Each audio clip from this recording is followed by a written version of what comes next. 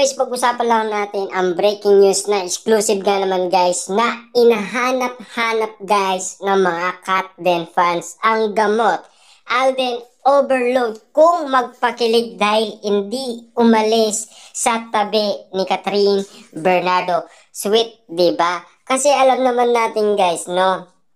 Talagang binabantayan ngayon ni Alden Richards si Catherine Bernardo. Na ayaw niya kasi guys na maagaw pa ng iba si Catherine Bernardo. Kasi guys, karamihan kasi yan ang sinasabi ng mga Katden fans. Lalong-lalo na kasi guys, yung level up nila.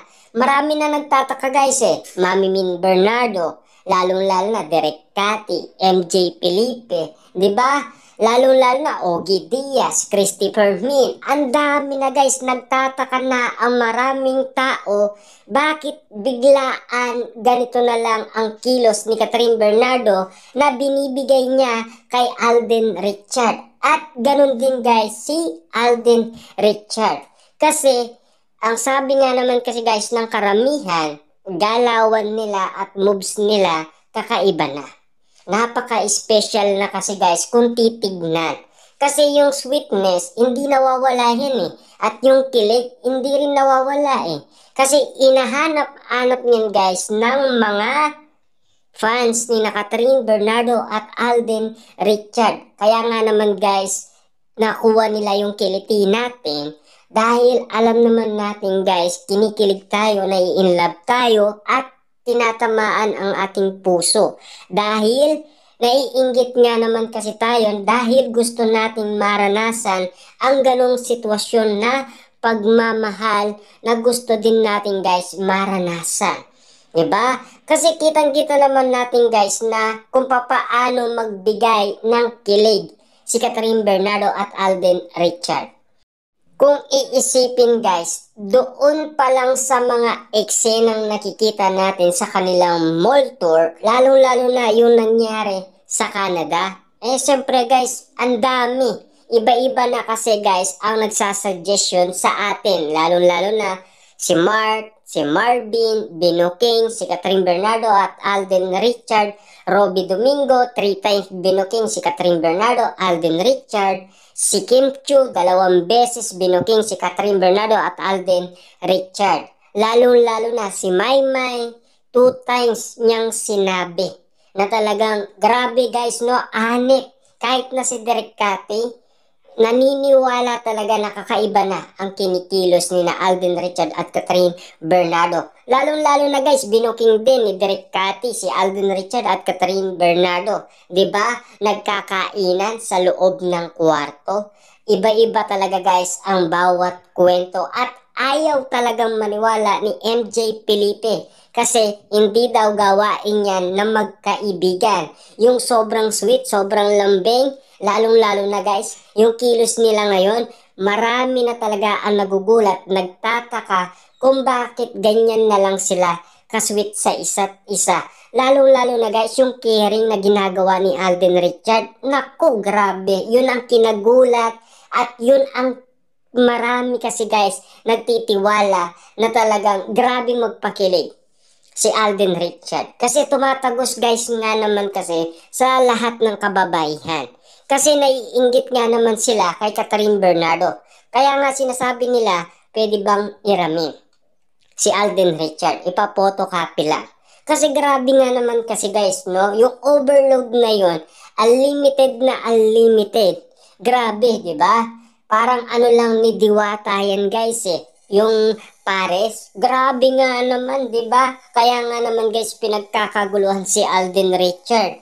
Overload kasi siya magpakilig ng maraming kababaihan. Kaya nga naman guys, tumatagos hanggang puso at isipan. Kaya nga naman guys, baliw na baliw ngayon ang mga kababaihan dahil sa mga kinikilos ni Alden Richard. Lalong-lalo na si Catherine Bernardo. Kasi nagugulat nga naman guys si Derek Cathy at ayaw niyang maniwala sa 87.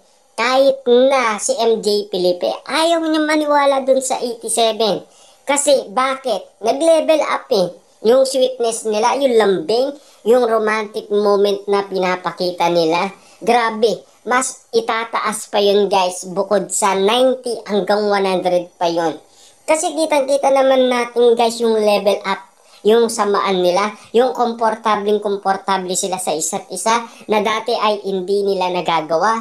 Dati nga naman kasi guys, inaawa ka ni Catherine Bernardo, yung mga babaeng kasama niya sa Hello, Love, Goodbye. Kasi yung, ano guys, yung maiyain pa sila noon.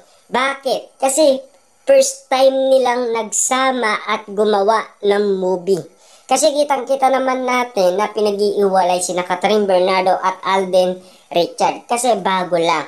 Lalong-lalo na maiyain pa sila sa isa't isa. Anong ginawa guys ni Derek Cathy? Para nga naman guys, mapadali ang trabaho niya. Kasi nakita naman natin guys, no, may ugot noon si Derek Cathy. Dahil sinasabi niya naman sa atin guys na meron siyang pinagdadaanan noon.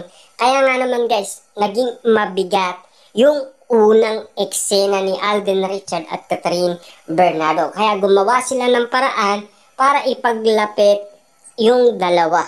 Kita-kita naman natin guys, no, gumawa sila ng paraan para nga naman mapabilis ang bawat eksenang gagawin nila.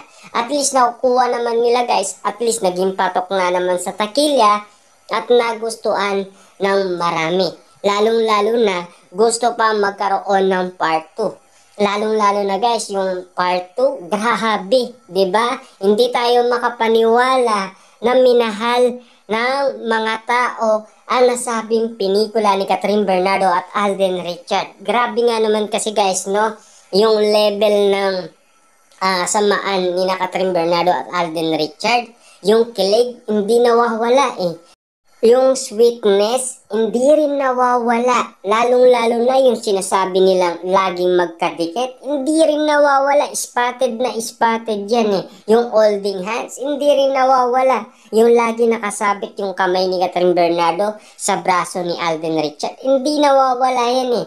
Spotted na spotted yan. Parang binabakuran na ni Alden Richard si Catherine Bernardo. Nagkataon lang naman guys na magkaiba sila ng network. Kaya mahirap nga naman kasing magdesisyon dahil hindi kabilang si Alden Richard sa ABS-CBN Christmas Special. Kasi iba ang kanyang network. Kung nagkataon na parehas nga naman ang kanilang network, bakit hindi sila ipag-combine ulit doon sa nasabing Christmas Special? Kasi sikat